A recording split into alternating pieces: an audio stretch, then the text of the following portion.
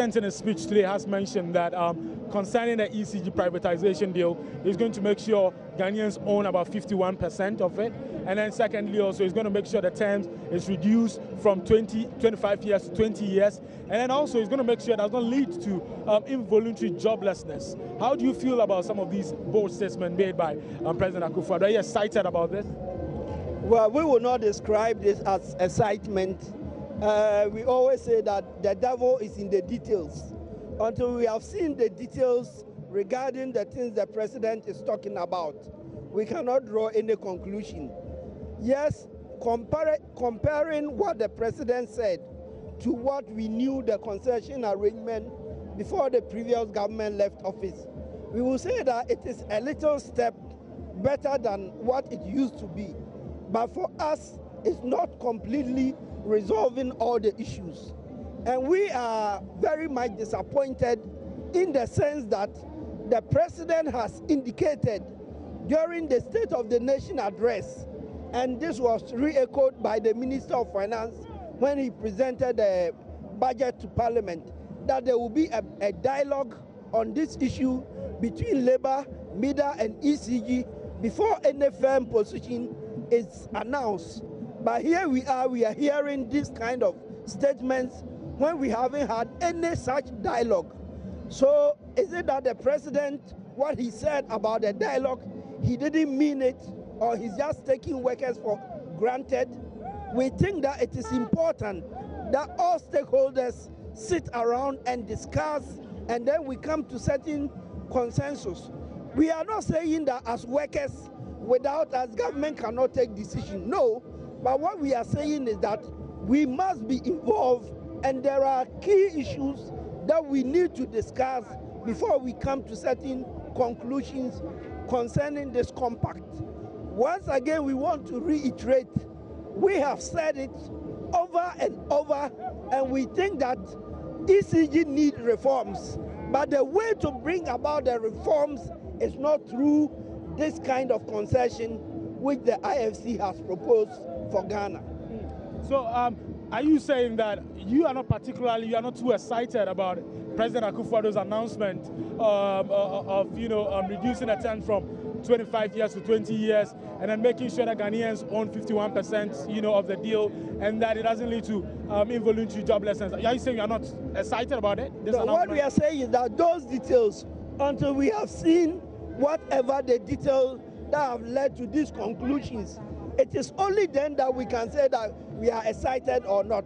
But by just making these broad statements, we cannot start jubilating when we don't know what the details entails.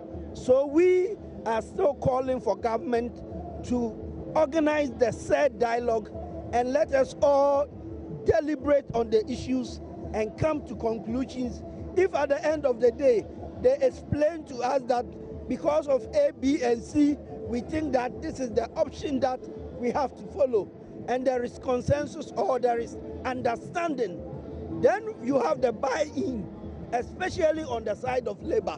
But one thing we want government to understand, that policies of this nature, you cannot just force it and get it done if you really want to get it done well. Okay. And essentially what you're saying is that you've not been consulted on this issue.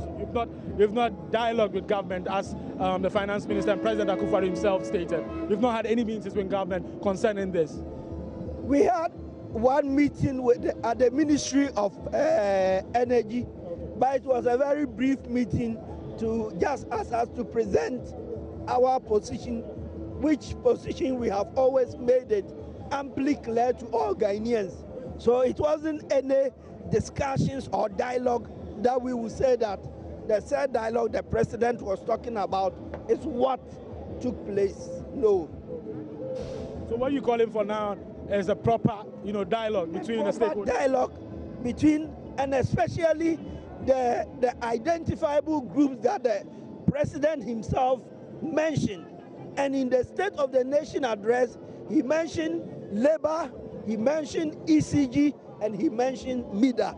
We think that dialogue must take place. So I have with me here Francis Owusu. He's the branch union secretary of the Konongo Mines, and they belong to an association called the Ghana Mining Workers Union. Okay, tell me, Ghana Mining Workers Union is made up of how many groups? We have 43 companies that is made up of Ghana Mining Workers Union. We have 11 mining companies and 2 service companies. So these two made up of the 43 union companies that we have here, so far as Ghana Mining Workers Union is concerned. You know, there's been a huge debate about illegal mining, and there's been a lot of talk about illegal mining and how we should clamp down on the practice. I want to find out from you, what are you doing personally yourself, and how has your operations been affected by illegal mining? Yeah, actually, the illegal mining issue has really affected Konongo Mines per se. We have even sent petition to the Minister of Mines and Natural Resources and that of the Office of the President to petition them about the illegal mine activities which is ongoing at our concession, being perpetrated by the directors of the company, and our 16 months unpaid salaries. As we speak. No, let's dwell a little bit more on, you said your 16 months what? Unpaid salaries. But first of all, let's get back to the issue about the illegal mining. You said there's illegal mining going on at the Konongo Mines right now? Right now, as we speak, there is illegal mining activities or galamsey activities ongoing at the Konongo Mines right now. It is being perpetrated by the director of the company. No, we cannot independently verify these claims, but why are you saying that it's been perpetrated by the directors of the Konongo Mines? The reason is that as we speak, we have a military man on site whose mandate is to protect the concession from illegal miners. And these, our directors are using the military men to rather protect these guys. Had it not been that, why is that for the past 7 months, these galamseys are working our concession without anybody driving them away? That is the problem. Because we brought these guys, these military men, to come and drive galamseys away from the concession. And for the past 7 months, and as we speak, they are mining, they are doing these illegal activities in our concession. And when you ask the military men, what they normally tell us is that they have not received any instruction from our directors. That is what they are telling us. The illegal miners tell you they've not received any instruction from... The military men. The military men, if you ask them why is that they have not sacked the galamseys away, they normally tell us that they have not received instructions from anybody to drive them away. So you are suspecting that your directors are in bed with the illegal miners? Yes, they are in bed with them. For the past 6-7 months now, they are working vigorously with them. And the issue is that the company, that is the directors go for percentage from the illegal miners. About, I think, 20% of whatever they get at the end of the period, the director of the company goes for their portion. That is why they are allowing them to operate. You said you petitioned the president on this matter? Yes, I petitioned the president and the Minister of Minerals and Natural Resources. All the major stakeholders in the mining industry, the Minerals Commission, EPA, Ghana Mines Workers Union, Trade Union Congress, Office of the President, and the Minerals Commission, the Chamber of Mines. We have the Inspector Division, we have competition, all of them on this issue. And as we speak, we have not heard from them. We have not heard from them. On our way coming, these galamsey were still working. They are blasting, they are doing blasting, opening pit, do all sort of things, like even a mining company. Meanwhile, they don't have the license to operate. And the sad aspect is that where we get our water, drinking water from, that's where these guys defecate. So they have used our drinking water as a defecating grounds, which is causing a serious problem to our health. Now we want the government to come in and rescue us from this. But what response have you gotten from the government and the minister? As we speak, we haven't heard from them. We haven't heard from the government and then the minister in charge of the natural and mineral resources. So I'm using this opportunity to let the whole people of Ghana and that of the minister to come to Konongo and see what is actually happening there. Like ghosts. I mean, the country should not pay ghosts. And we should do everything to make sure there are no ghosts on our payroll. If we manage to remove all the ghosts, then we can enhance pay. So we are going to work with government to make sure there are no ghosts on our payroll. Those who are living and who are working must be paid. And we can assure workers that for as long as they work, they are going to be paid. but we have to do everything to get rid of all the ghosts, to start to do that work, including all these things mentioned about the payroll. And finally, on the ECG concession, are you excited by some of the announcements made by President Akufo-Addo? Because you even mentioned it in your own speech. Yes, of course. I think the president has listened to us. The president is going to respond to us. He has assured me that they are going to continue the discussions with us. Clearly, something has been done. We are yet to assess whether what has been announced is something that Ghanaians will accept or workers will accept, or whether it is good for Ghana. So we will work together to make sure we get the best for the country. President Akufo-Addo in his speech actually mentioned the issue about the 26,000 workers whose salaries have been withheld now. We know some teachers are affected, and NAGRAT is actually also taking a very strong position on that. Has your position changed after the president's speech? Before the president's speech, we had series of discussions. We had had an agreement with the Ministry of Finance on the modalities of making sure that our members are not shortchanged. As at now, we have agreed that on the 15th of this month, those who have not been paid, if they do the right thing, all of them will be paid. We also realized that there were a lot of people who had actually gone through the system, the biometric registration, but mistakenly, SNIT and controller added their names to those who will not be paid. So it has also been agreed that that list will be corrected, and that 15th, all those who have not been paid will be paid. So we are okay. I'm Dr. Okanse, CEO for Necotech Center for Peace and Development, whose initiative is the SOS Jobs for Women initiative in partnership and under the auspices of the Ghana Ministry for Employment and Labor Relations. We are seeking to ensure that the women of Ghana take a piece of the pie of Ghana. And we also want to make sure that Ghanaian women are well qualified and well trained to be in decent jobs. Well, somebody would ask, it's more of like a thing for men, they would say that why not, equal playing field for everybody, but we're focusing on women.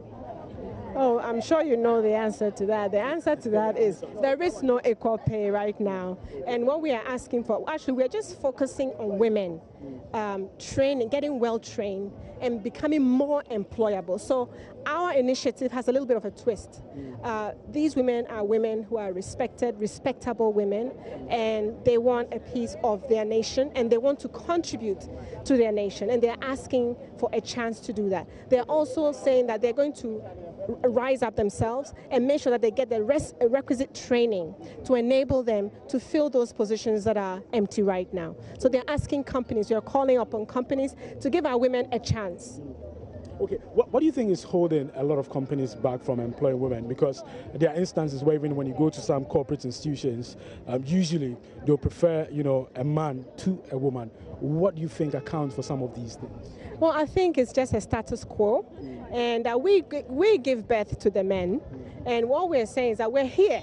We want to stand up and be counted. And I don't think it's a wicked thing in any man's mind that he's not going to hire a woman. It's just a natural thing that has been going on because men have always been in those positions. But we're saying it's time for change. And we want to embrace change that has come to the nation. We want the women to enjoy that change and to be bold to enjoy part of this change that has come. So that's what it is. But it's a very positive change. We are looking at making sure that the women are just not filling the positions for the sake of filling the positions. But these women are looking to be excellent. They're looking to be productive and fruitful. They're looking to be smart. We're looking at going into industries like technology, we're looking at Greek media, we're looking at fashion. In fact, we're coming up with an initiative that says real men wear African clothes. Okay. Absolutely. Because what we are looking to do is to create more jobs for our seamstresses, have more of our textiles people, the people who are making fugu, the people who are making kente, get our weavers working. Why, if we do Friday wear for Ghana, why can't we do it 3 times a week and have all of our seamstresses sewing more, all of our weavers weaving more and creating more jobs and opportunities for our nation? Before we wrap up with this conversation, if you're talking about jobs and then women, it's rather unfortunate that we cannot skip the issue of sex for jobs. It has come up a lot of times. I want to find out from you, how do we nip this, in the bud? Because there are some people who say that there are instances where women can actually, flee the situation, but sometimes they sit and then they endure the situation rather.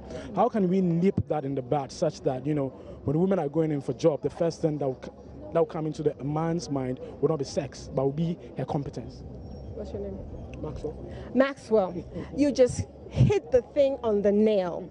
On June 17, 2017, which is 1717 at the Accra International Conference Center, we're having a summit. And the first panel discussion of that summit is an all-male panel. And we want the men to tell us, the women, how we can have sex for jobs eradicated in our system. So in the employment sector, we are going to look for the lead of the men. Men, how can we do this so that you don't have to ask us for sex before you give us a job? We want men to answer that for us. Okay, interesting. So be there. Sure, definitely.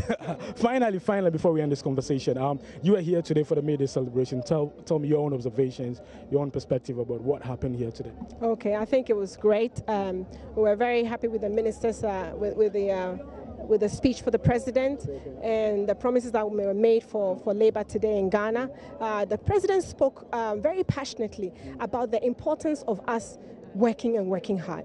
He talked about us going to work very late. He talked about workers also, after they show up to work, they are now going to go and take breakfast on company time. So we implore all the nation. I mean, this country is a great country. And I think if all hands come on deck with the same passion that our leader has, in 4 years we will see a brand new Ghana that we can all proudly stand and say, I am woman and I am Ghanaian.